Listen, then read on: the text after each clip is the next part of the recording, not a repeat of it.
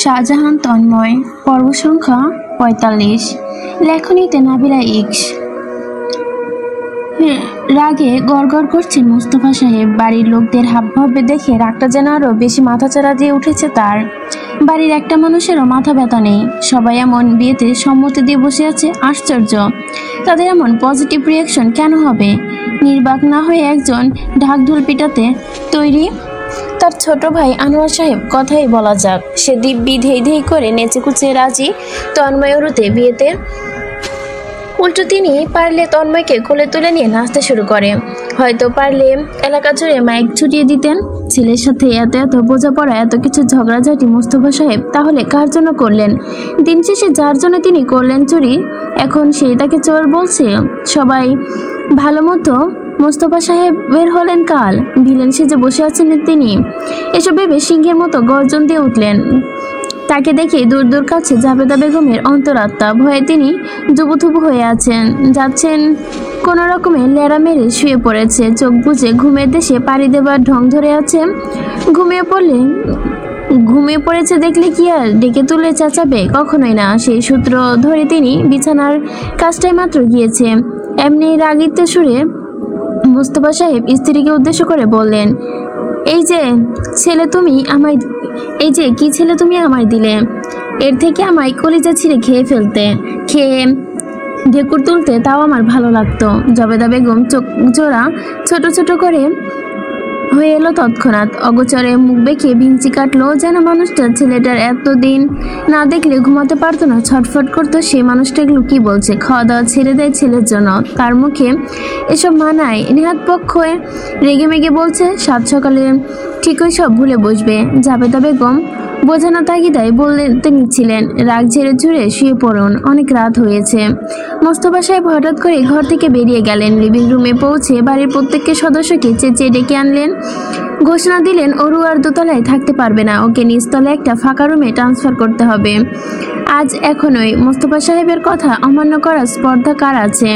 সে মুহূর্তে আকাশ, সাবিয়া, রুবি লেগে পড়ল অরু রুমের জিনিসপত্র ট্রান্সফার করতে। নিচতলায় বাকিদের রুমে রাতারাতি ট্রান্সফার করা হলো বেশিরভাগ জিনিসপত্রই। মোস্তফা সাহেব সিঁড়ির পথে দাঁড়িয়ে থেকে বিচক্ষণ নজর দিয়ে নিজের চোখে জিনিসপাতি ট্রান্সফারের কার্যক্রম দেখছিলেন। আনোয়ার সাহেব একটিবার অবশ্য চাহনি থেকে চুপ করে গিয়েছিলেন পর মুহূর্ত।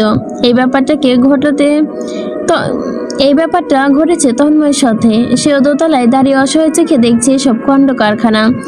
কিছু যে বলবে সম্ভব নয়। এখন মুখ খুললে কিছু বললেই সর্বনাশ হবে। এভাবেই বাবাকে দেওয়া ওয়াদা সে ভঙ্গ করেছে। সে বিষয়ে মোস্তফা সাহেব আপসেট ভীষণ। তন্ময় বুঝতে পেরেছে বলে আর ঝামেলা করলো না। এক চিত্তে দেখলো ওর ছোট্ট মুখখানা পুতুল হাতে সিঁড়ি বেয়ে নিচে নামছে, আর চোখে ফিরে ফিরে বারবার কেমন করে চাইছে। মুখখানা এইটুকু হয়ে আছে, ওই মুখশ্রীতে লেপটে আছে, ওই যে যেতে চাচ্ছে না। তন্ময় ভারী মায়া লাগলো। ইচ্ছে করলো দৌড়ে গিয়ে বুকে পিষে নিতে। যত প্রকার আদর এই পৃথিবীতে একসেপ্ট করে ওর সবটুকু ঢেলে দিতে। ওরকে নিচতলার রুমে ঢুকে দেখে কিছুটা শান্ত হলেন মোস্তফা সাহেব। ধীর স্থির চিত্তে উপস্থিত সকলের মুখমণ্ডল চোখ বুলিয়ে বললেন, নিজেদের মধ্যে কোনো বিয়ে হয় না, পরিবার ছাড়া কিসের বিয়ে? পারিবারিকভাবে বিয়েটা না হওয়া অবধি ওরু এখানেই থাকবে। তোর কি মত আনোয়ার? আপত্তি আছে? আনোয়ার সাহেব বড় ভাইয়ের তালে তাল মিলালেন, সঙ্গে সঙ্গে মাথাটা দুলিয়ে বোঝালেন, না, আপত্তি নেই, থাকতেও পারে না। মোস্তফা সাহেব শেষবারের মতো ছেলেকে তেরছেভাবে এক মুহূর্ত দেখলেন। তন্ময় সমানভাবে তাকিয়ে রইল।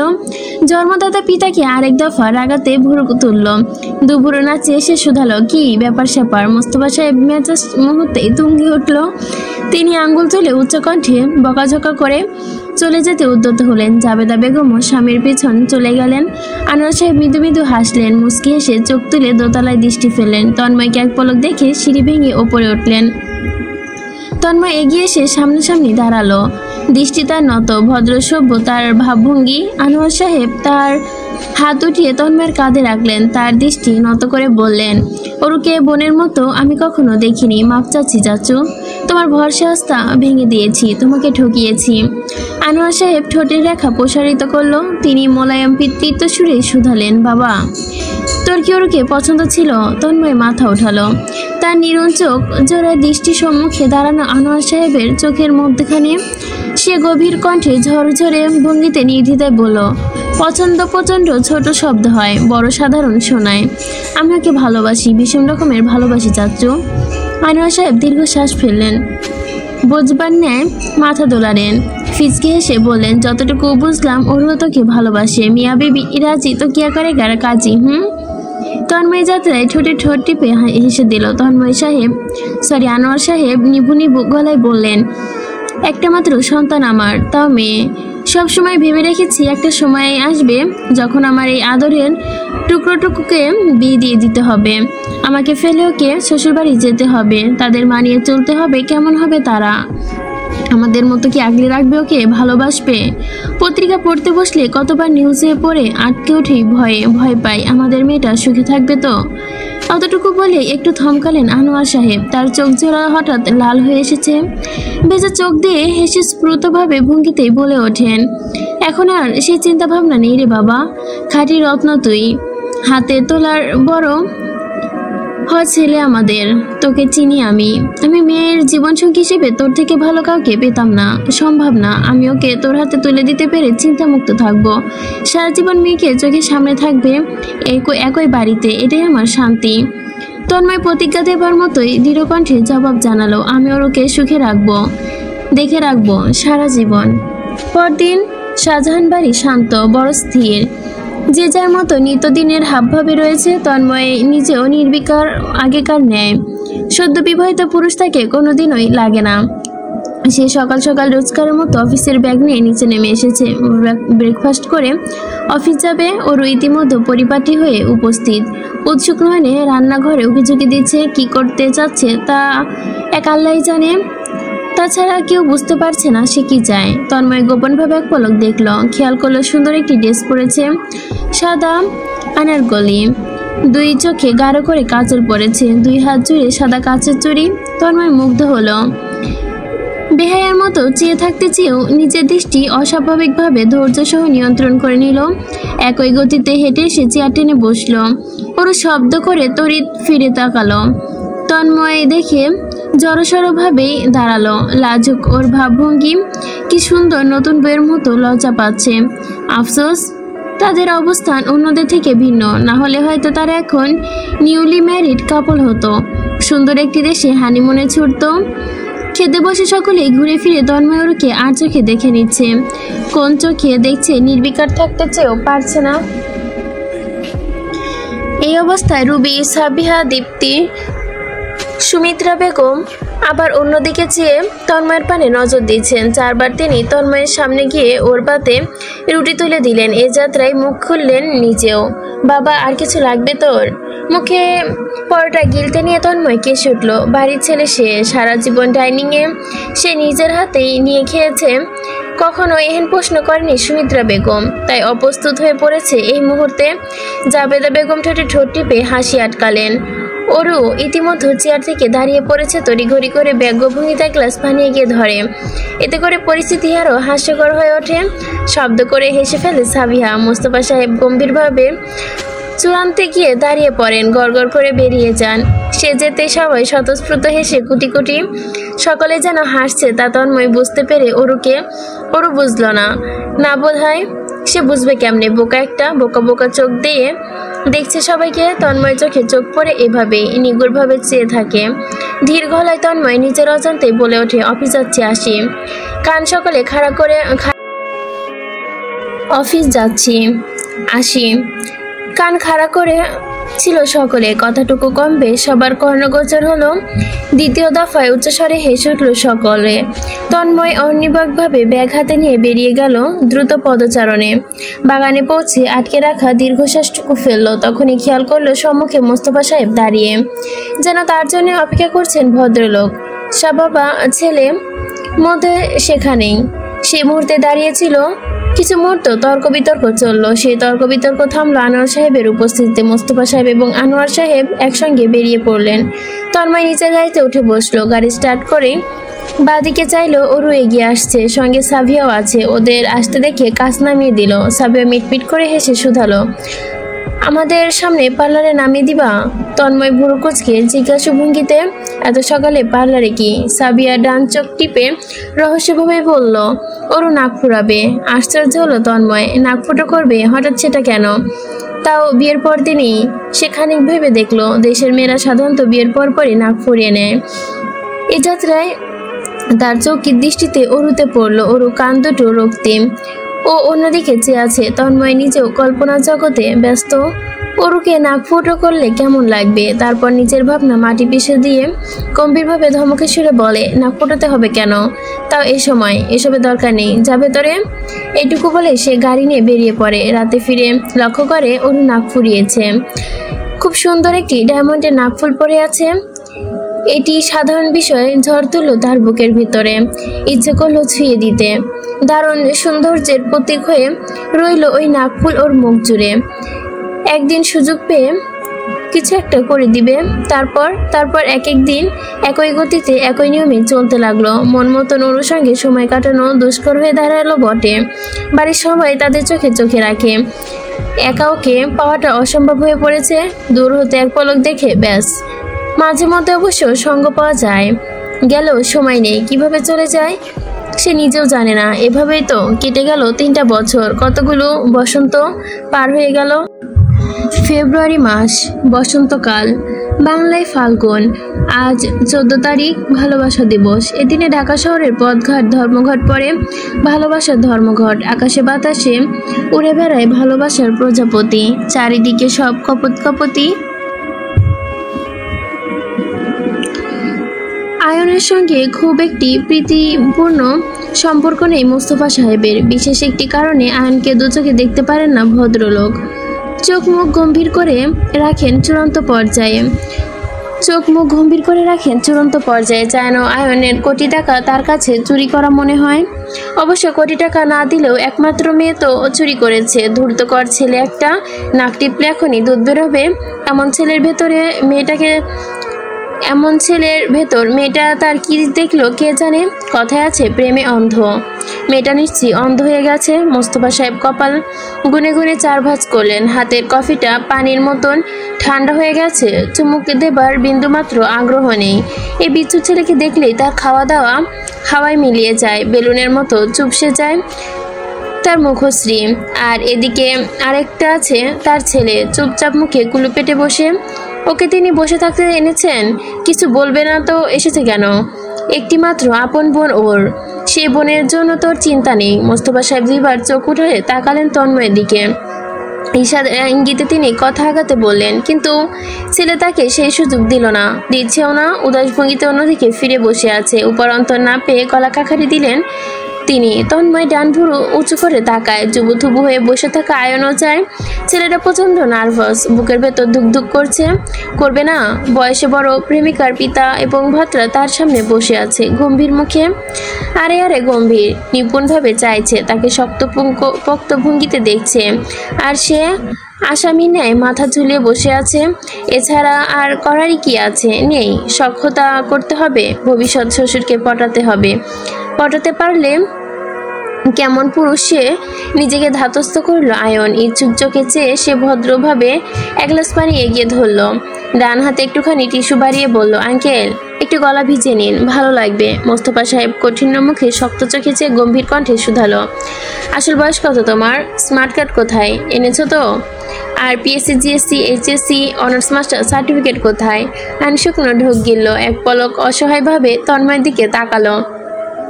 আমতা করে বলল, এসব তো আনতে বলেননি আঙ্কেল। মোস্তফা সাহেব চোখ দুটো বড় করে ফেললেন। চোখ রাঙিয়ে হাসালেন। বলতে হবে কেন? এসব ইম্পর্টেন্ট, তুমি জানো না? এগুলোর জন্য না একটুকু জানো না, কিন্তু প্রেম তো ঠিকই করতে জানো। অভদ্র ছেলে আয়ন মিনমিনে ভঙ্গিতে জানালো, প্রেম তো রক্ত মিশে গেছে, এমনি এসে যায়। কিন্তু ভবিষ্যৎ শ্বশুর কি তা ঠিক বুঝে? নির্বাক মোস্তফা সাহেব নিজে থেকে জবাব হারিয়ে বসলেন। কিংকর্তব্যবিমূঢ় হয়ে এক পলক তাকালেন তার দিকে। মোস্তফা সাহেব রাগিত গলায় বলে উঠলেন, এই ছেলে ভবিষ্যতে শ্বশুর কে তোমার? হ্যাঁ, মুখ সামলে কথা বলো। ভালোই ভালোই বলছি, আমার মেয়েকে তোমার হাতে আমি দিচ্ছি না, শুনেছো বুঝেছো? কান খুলে মন দিয়ে শোনো, আর আমার মেয়ের হাত তোমায় দেবও না। আয়ন আশ্চর্য না হয়ে পারল না, এখানে তাহলে তাকে ডাকা হয়েছে কেন? প্রশ্নবোধক চোখে তন্ময়কে দেখলো, তারপর মোস্তফা সাহেবকে হতবাক গলায় শুধালো, এই কথা কি আমি সাবিয়াকে কল করে জানাবো? মোস্তফা সাহেব তাজ্জব বনে গেলেন, চোখ পলকে বন্ধ হয়ে গেল। মেয়ের নাম বলে তাকে হুমকি দেওয়া হচ্ছে, তাকে ওমা শাহজাহান মোস্তফাকে ভয় দেখাচ্ছে, তাও আবার তার মেয়ের। ধমকে উঠলেন তৎক্ষণাৎ, বলে দেবে মানে? তুমি কি আমাকে হুমকি দিচ্ছ? সাহস তো কম না তোমার। দেখছিস তন্ময়, দেখ এই ছেলের আসল রূপ। আয়ন স্বাভাবিক শান্ত গলায় বললেন, আমাকে সাবিয়া বলেছে আপনি আমাদের মেনে নিয়েছেন, ভবিষ্যতে নিয়ে কথা বলতে এসেছেন। আমি সেভাবেই তৈরি হয়ে এসেছি। মোস্তফা সাহেব কি ইচ্ছে করে এসেছে? তাকে তো জোর করে পাঠানো হয়েছে। শখে এসেছে নাকি? নিহাত মেয়ের মুখপানে চেয়ে এসেছে। মেয়ের কান্নাকাটিতে তিনি বাবা হয়ে মেনে নিতে পারছেন না বলেই তো বাধ্য হয়ে এখানে এলেন। আয়ন সিরিয়াস হলো, চোখ মুখ শান্ত স্থির করে তাকালো, কণ্ঠে দৃঢ়তা এনে বলল, আপনি আমাকে বলেছিলেন সাবিয়াকে পেতে আমায় যোগ্য হতে হবে, নিজের পায়ে দাঁড়াতে হবে। আমি 2 বছর সময় নিয়েছিলাম, বলেছিলাম 2 বছর নিজের পায়ে দাঁড়িয়ে দেখাবো, নিজের ইনকাম সোর্স দেখাবো। 3 বছর হতে চললো। আপনাকে দেওয়া প্রতিশ্রুতি আমি রেখেছি, কথা মতো আমি নিজের ব্যবসা শুরু করেছি, বেশ কিছু কোম্পানিতে ইনভেস্ট করেছি, ইনভেস্ট শতগুণ বেড়েছে। মার্কেট স্টক কিনেছি। সাবিয়া সুখে রাখার মতো অবস্থা আমার হয়েছে। এখন আপনার প্রতিশ্রুতি রাখার পালা আঙ্কেল। মোস্তফা সাহেব অন্যদিকে ফিরে রইলেন, মুখে রানী।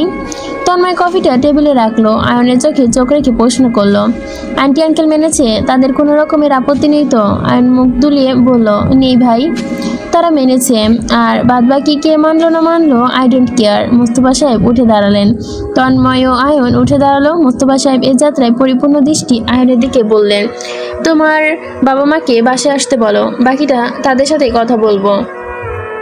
কথাটুকু শেষ করে তিনি দরজা দিয়ে হাঁটা ধরলেন। তন্ময় আয়নের কাজ চাপড়ে আশ্বস্ত করার ভঙ্গিতে আয়নের চোখে উজ্জ্বল নক্ষত্রের মতো জ্বলে উঠল। খুশিতে আত্মহারা হয়ে প্রফুল্ল গলায় বলল, ধন্যবাদ ভাই, আমায় নিরাশ করবেন না। আমি জানি সাবিয়ার সুখে রাখবো, আমি ভালো রাখবো। তন্ময় হেসে বলল, I try you all best. Tanmoy বেরিয়ে গেল রেস্টুরেন্ট থেকে। গাড়ির সামনে মোস্তফা সাহেব দাঁড়িয়েছিলেন শটান ভাবে। তন্ময় পকেট থেকে চাবি বের করলো, চাবির চাপ দিয়ে গাড়ি আনলো সামনে। মোস্তফা সাহেব উঠে বসলেন, ওপাশ দিয়ে ড্রাইভিং এর পাশে বসলো তন্ময়। সিট বেল্ট বাঁধতে বাঁধতে বলল, সিট বেল্ট বেঁধে নাও বাবা। ছেলের কথা মতো মোস্তফা সাহেবও সিট বেল্ট বাঁধলেন। তবে তিনি অন্য মানুষকে চিন্তিত বড়। বাবার মুখ দেখি বুঝে নিল তন্ময়। নরম গলায় বলতে লাগলো, যা হয়নি তা নিয়ে তো উল্টাপাল্টা চিন্তা ভাবনা কেন করছো বলো তো? মোস্তফা সাহেবের কণ্ঠে প্রীতিতুষ্ণ চিন্তা। বাবা হয়ে নে, তারপর বুঝবি। তন্ময় কুটিল হাসলো, গাড়ি স্টার্ট করলো। বিচিত্র গলায় বলে ফেলেন, সুযোগ কই দিচ্ছ? কেমনে বাবা হব? মুহূর্তে তেলে বাগুনে জ্বলে উঠলেন মোস্তফা সাহেব। চোখ গরম করে তাকান, শাসন শুরু করে ছেলেকে। লজ্জা করে না তোর এসব বলতে? বিবেক নেই তোর? এইটুকু মেয়ে, তার উপর তোর বোন, একটু ভাব। তন্ময় নির্বিকার গলায় বলে বসলো, বিবেক আছে বলেই তো বাবা হয়নি, লজ্জা শরম আমার এভাবে একটু কম, জানোই তো। মোস্তফা সাহেব এই দামড়া ছেলের সঙ্গে আর একটা কথাও বলবে না বলে সিদ্ধান্ত নিলেন। বাসায় ফিরতেই তন্ময় সাহেবকে ঘিরে ধরলো সবাই। বলতে সাবিয়া, রুবি, দীপ্ত আর আকাশ। তাদের উৎসুক হাবভাব দেখে তন্ময় ভুরু তুলল। আকাশের ইশারায় চোখে তুলে লিভিং রুমে চাইতেই গম্ভীর হলো। একটা বড় গোলাপ ফুলের তোড়া আঙ্গুলে তুলে সেটা দেখিয়ে শুধালো, এটা কার? সাবিয়া মুখ খুলে জবাব দেবার জন্য, তবে দিতে পারল না। তার পূর্বে দোতলা থেকে রিনরিনে পাতলা মেয়েলি কণ্ঠে তেসরা ভঙ্গিতেই বলে উঠল, director, happy Valentine's day from Samia.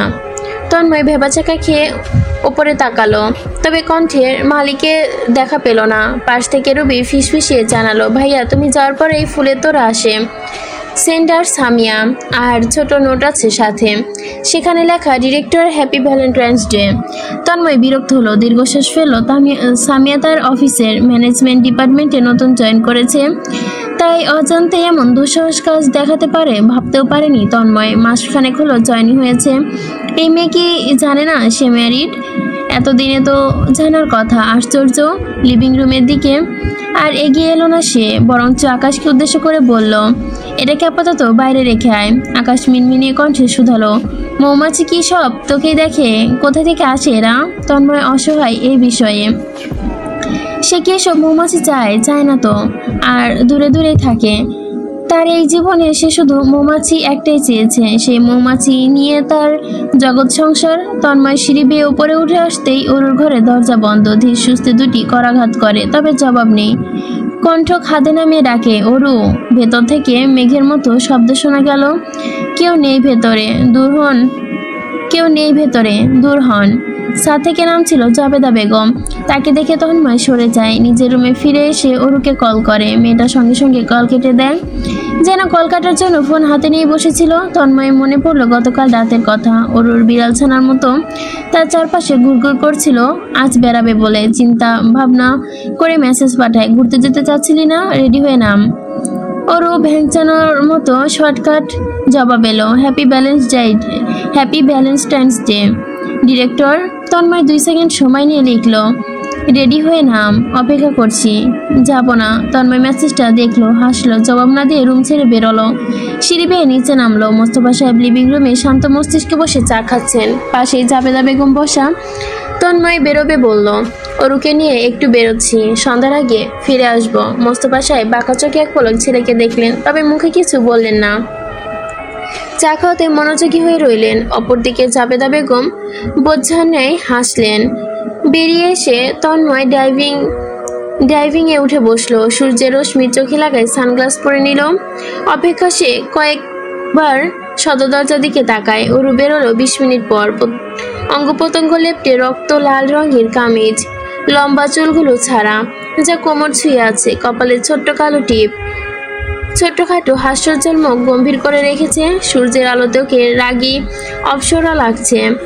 Tanmoy রাগান্বিত অপসরী অরু তরিহরি তাকে পাশে এসে বসলো। দরজা লাগিয়ে অন্যদিকে ফিরে থাকলো। তন্ময় আর চোখে একবার চেয়ে গাড়ি স্টার্ট করলো। বাড়ি থেকে গাড়ি বেরোতেই শুধালো, কোথায় যাবি? অরু জবাব নেই। সে এক চিত্তে বাইরে দেখছে। গাড়ির কাজ আজ নামাতে বলছে না। ভালো রকম রেগে আছে মনে হচ্ছে। তন্ময়ের চিন্তা হলো, মস্তিষ্ক খুঁজতে শুরু করে তার প্রেয়সী রাগ ভাঙানোর রাস্তা, কিন্তু কোনো রাস্তা এখন মাথায় আসছে। গাড়ির দুপাশে জানালা কাঁচ নেমে এলো। অঙ্গ প্রত্যঙ্গের কোমল হালকা ছুঁয়ে গেল। সকালে স্নিগ্ধ রোদের রশ্মি মুখবয় স্পর্শ করলো। সুন্দর সকালে ব্যস্ত শহরটি দেখতে মন্দ লাগছে না তন্ময়ের। সচরাচর সে রাস্তাঘাট নিখুঁত চোখে দেখে না, প্রকৃতির সৌন্দর্যে মুগ্ধ হয় না। তবে মাস কয়েক ধরে নিমিষের চোখে আশেপাশে দেখে, এই পৃথিবীর সৌন্দর্য পর্যবেক্ষণ করে। সে ওর থেকে শিখেছে, সবকিছু বড় আগ্রহী সে। শহরের নীরবতা, রাস্তাঘাট চঞ্চল চোখে দেখে বেকুল রয় সে। প্রকৃতি উপভোগ করতে ভালোবাসে। আকাশ ভর্তি তারা, পূর্ণাঙ্গ চাঁদ, সূর্যোদয় সূর্যাস্ত, নদী নালা, ফুল গাছ, পাখিদের আনাগোনা সহ আরো অনেক কিছু সে মুগ্ধ হয়ে দেখে। ওর বিচলিত চোখের মুগ্ধতা তাকেও এসবের প্রতি আগ্রহ করে তুলেছে। আজকাল সেও পৃথিবীতে স্থাপিত অপরূপ সৌন্দর্য উপভোগ করে বেড়ায়। অরুর মতন হয়তো প্রাণ ভরে ভালোবাসে না, তবে দেখতে তার আজকাল ভালোই লাগে। আরও অসাধারণ লাগে অরুর পাশে খুবই কাছাকাছি থাকলে। এই যে মহারানীর পার্শ্ববর্তী সিটে উদাসীন ভঙ্গিতে বসে আছে, মুখে রানী, নিশ্চল নিশ্চুপ। অরুকে সে রীতিমতো ভয় পায়। সেইবার ওই চঞ্চল চোখ দুটায় তার পানে চেয়ে কথাবার্তা না বলে দূরত্ব বাড়িয়ে তার হৃদয়ে ছুরি দিয়ে রক্তাক্ত করে রেখেছিল। আহা, কতটাই না নিরুদ্ধ ব্যথা প্রহর পেয়েছিল সে। সেই দিনগুলোর কথা ভাবতে মন শীতল হয়ে আসে। তীব্রভাবে কেঁপে ওঠে ভেতরটা। শক্তপোক্ত হাত জোড়া স্টিয়ারিং নিয়ন্ত্রণ রাখতে ব্যস্ত। অবিচল চোখ জোড়া শহর পথে চেয়ে আছে। এক ফাঁকে চোরা চাহনি ফেলে অরুকে দেখে নিল। যুক্তির সুর তুলে আগ বাড়িয়ে নীরবের সুতো ছিঁড়ে তন্ময় শুধালো, ব্রেকফাস্ট করেছিলি? ওরা কয়েক মুহূর্ত চুপ থাকলো। হনহনিয়ে ফিরে তাকালো। ক্ষীণ দৃষ্টিতে থেকে একরক্ষা গলায় বলে উঠল, খেতে তো নেমেইছিলাম। ভাগ্যের কি নির্মম পরিহাস। সাত সকালবেলায় অবিশ্বাস্য, অসাধারণ, ব্রিলিয়ান্ট, মাইন্ড ব্লোনিং, বিউটিফুল দৃশ্য দেখে খাওয়ার রুচি হুড়মুড়িয়ে চলে গেছে। এইটুকু বলে ক্ষণিকের জন্য থমকালো, যেন নিজের মধ্যে পর্যাপ্ত দম গুটিয়ে গেছে। দম নিয়ে পরপর তেসরা গলায় কলকল করে বলে গেল, ডিরেক্টরদের যে ভ্যালেন্টাইন্স ডে উইশ করতে হয়, ফ্লাইওয়ার্স পাঠাতে হয়, গিয়েও আমি জানতাম না। তাহলে তো আমিও পাঠাতাম প্রিয় আনম্যারিড প্রফেসরকে। সমস্যা নেই, এখন জেনে নেই। আজই পাঠা। আজই পাঠাবো। তন্ময়ের চল শক্ত হলো, কপালে নীল শিরা উপশিরা ফুলে উঠল, চোখ রাঙিয়ে তাকালো, ধমকে সুরে বলল, চুপ, একদম চুপ। এই চাপা স্বরে ধমকে অরুর ঠিকঠাক হজম হলো না। বদহজমই হলো বুঝি। সে ছোটে ঠোঁট টিপে নাক ফোলালো, অভিমানী কণ্ঠে পরিষ্কারভাবে আদেশ ছুড়ল, গাড়ি থামান। আমি আপনার সাথে কোথাও যাব না, বাসা ফিরবো। তন্ময় যেন শুনেও শুনল না। বিয়ের পর মেয়েটার সাহস গুনে গুনে 10 ধাপ বেড়ে গেছে। ভয় ডর বলতে কিচ্ছু নেই। আগে যা ধমক টমক দিলে চুপসে যেত, এখন ডিরেক্ট চুপসে যায় না। শাহজাহান তন্ময়কে আরো রাগ দেখায়। প্রেয়সীর তরিক টকবগে ললিত মুখমণ্ডল দেখে কণ্ঠ গরম করলো সে। I don't know her. যেভাবে পাঠিয়েছে সেভাবে বাইরে রাখতে বলেছি। আমি টাচও করিনি। ওর কথার পিঠে ওরু মিনমিনিয়ে গলায় বলল, সাহস দিয়েছেন বলে পাঠিয়েছে, স্পর্ধা করেছে।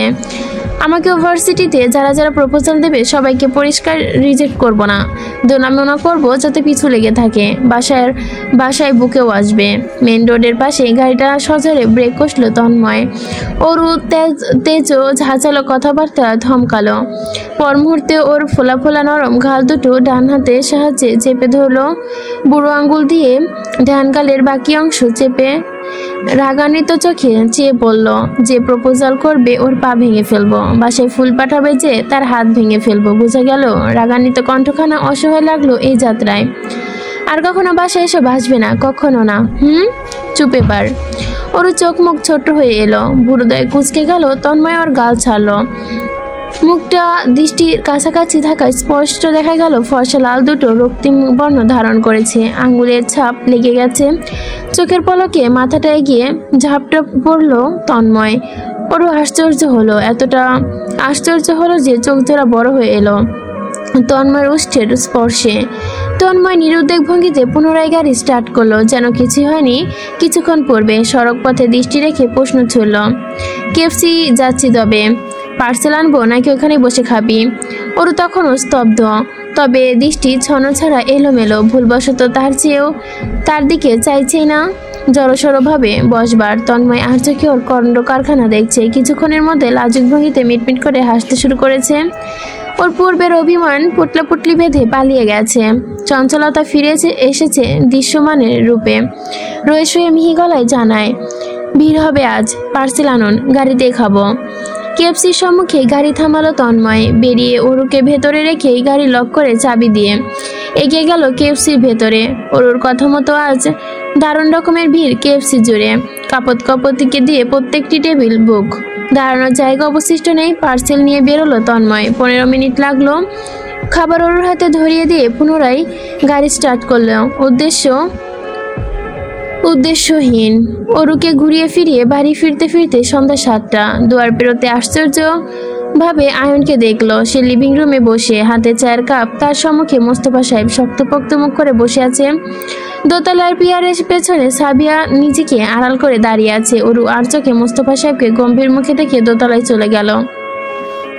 দাঁড়ানো সহজ পেল না সে। তন্ময় দেখতেই দাঁড়াতে চাইল আয়ন। তন্ময় হাতের ইশারা করে তাগাদা দিয়ে বসতে বলল। নিজেও ওর পাশে বসে পড়ল।